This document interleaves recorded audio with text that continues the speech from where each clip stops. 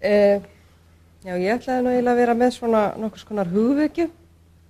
Ég hef kennt námskeið sem heitir gagnrýnin hugsun meðal annars í þessari stofu og þetta eru kannski svolítið svona hugleiðingar það af hverju þörf á því að kenna fólki gagnrýna hugsun. Nú upp úr miðjum 4. áratug síðustu aldar var heimspekingurinn Susan Stebbing fenginn til að semja nokkur útvarpserindi til flutnings hjá BBC. Nú af flutningi þessara erinda í útvarpi varð einhverja hluta vegna aldrei. Kannski setti vanheilsa Stebbing þar strik í reikningin. En í staðinn vann Stebbing upp úr þessum erindum bók sem kom út árið 1939 undir heitinu Thinking to some Purpose eða hugsun að einhverju gagni. Nú eins og heiti gefur til kynna var helsta markmið bókarinnar að veita leiðsögn skýra og vandaða hugsun, en í þeim efnum þótti Stebbing ýmislegt betur með að fara í bresku samfélagi. Nú hún skrifar: Það knýjandi þörf nú á dögum fyrir borgara í lýðræðisríki að hugsa vel.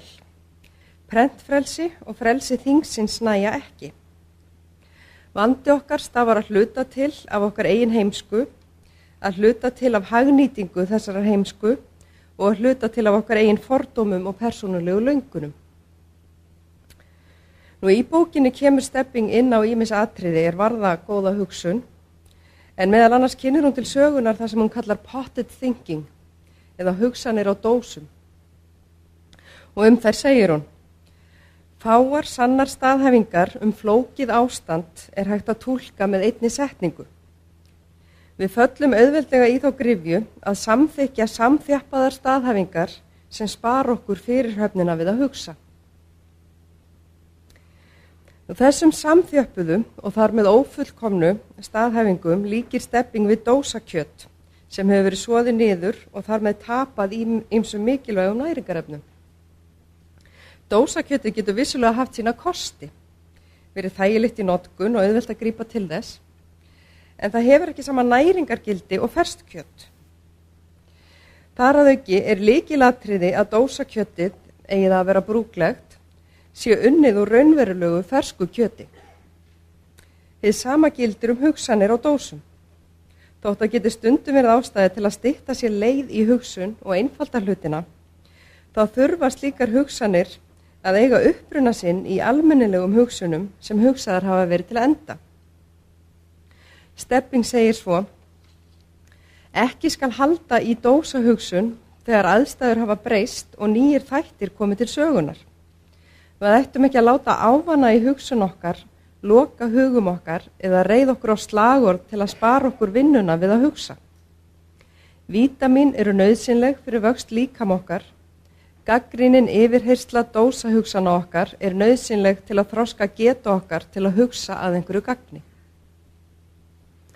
Nú hvers vegna ég að tala þetta? Jú, ég held nefnilega að hinn rúmlega 70 ára gamli boðskapur Stebbing eigi fullt erindi við okkur í dag. Ég fæ ekki betur séð en dósahugsanir á borði þær sem Stebbing lýsir sé að finna út allt hér og nú. Við tilengum okkur alls konar slagorð og frasa og byggjum skoðanir okkar á hinum ýmsu mikilvægum málum á þeim og engu öðru. Eins og Stebbing bendir líka á geta slagorð verið gagnleg í ákveðnum tilvikum, til dæmis í því skyni að vekja athygli á einhverjum málstað.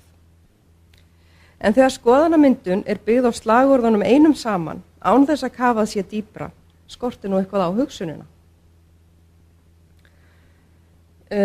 Nú það eru ýmsir sem sjá sér hag í því að við hugsum ekki of mikið eða djúpt. Að hegðun okkar sé frekar byggð á dósahugsunum sem að okkur eru réttar og sem við gagnrýnum aldrei. Þar koma líklega til 2 áhrifaþættir, peningar og völd. Þeir sem ásælast peningan okkar vilja hafa áhrif á hegðun okkar þannig að við kaupum það sem þeir hafa til sölu. Og ýmsar stofnanir sem ásælast völd vilja hafa áhrif á hegðun okkar svo að við höldum okkur á mottunni og séum ekki fyrir þeim. Og auðvitað geta þessir áhrifaþættir svo fléttast saman. Það sem hrein valdbeiting þykir ekki við hæfi í lýðræðisríki, þykir vænlegra að stýra okkur gegnum hugsanir okkar heldur en að berja bókstaflega á okkur. Og við erum upp til hópa stilt og prúð, allavega svona oftast, tökum við okkar dósum og gerum eins og fyrir okkur lagt. Eða hvað það annað en dósahugsun þegar við trúum því að líf okkar verði betra og innihaldsríkara bara ef við göngum í buxum með einhverju tilteknu merki? Eða við getum ekki verið góðar og almennilegar manneskjur án þess að sverja yfirnáttúrulegri veru formúlukenndan hollustueið. Eða að fullkomlega réttlátt samfélag með fullu jafnrétti öllum til handa sé rétt handan við hornið, bara við erum þolinmóð og látum alla jafnréttisbaráttu eiga sig. Þetta eru allt dæmi staðhæfingar sem reynslan gefur okkur gnægð hráefnis til að afsanna. Og ætti ekki að þurfa sérlega djúpan hugsuð til að sjá í gegnum þær. Samt látum við glepjast, hvort sem að ræða nákvæmlega þetta eða eitthvað annað sambærilegt. Að einhverju leyti mannlegri félagsþörf þarna að kenna.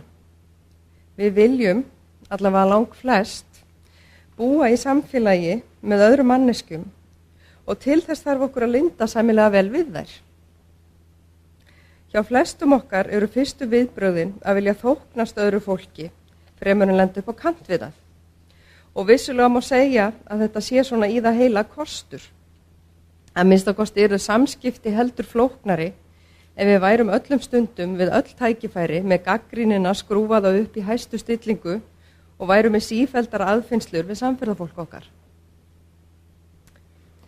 En hræðslan við vanþóknun annarra getur gengið helst til langt og þá fáum við það sem kallað hefur verið hjarðhugsun. Þegar við hættum alveg að hugsa sjálfstætt og fylgjum bara hugsun fjöldans. Eða því sem við teljum vera hugsun fjöldans. Það ekki alltaf það sama. Kannski eru skoðanir fjöldans eitthvað allt annað en við höldum að séu skoðanir fjöldans vegna þess að það þorir enginn að láta skoðanir sínar í ljósi. Við fylgjum þá því sem okkur sagt af ótta við útskúfun eða í það minnsta óvinsældir. En fleira kemur til. Oft fylgjum við fjöldanum vegna þess að við treystum ekki á eigin dómgreind.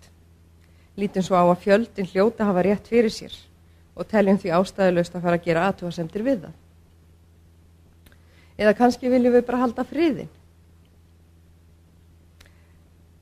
Annað fyrirbæri sem svo tengt vantrausti á eigin dómgreind leti.